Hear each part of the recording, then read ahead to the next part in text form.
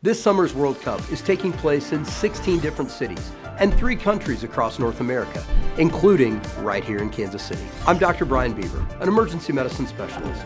I have some important tips for action you should take before you begin your travel.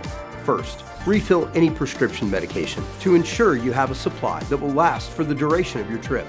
Keep medications in their original labeled containers that show your full name, healthcare provider's name, generic and brand name, and exact dosage. Keep your important medical information stored on your mobile device. Include a list of your medications, allergies, and medical history.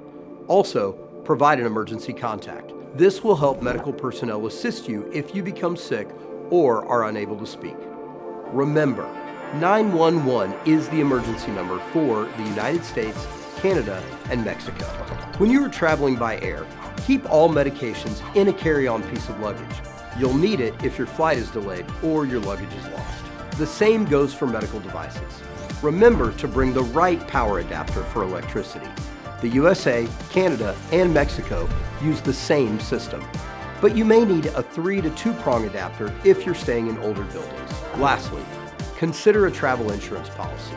It is a great idea in the case of an unexpected medical need or emergency.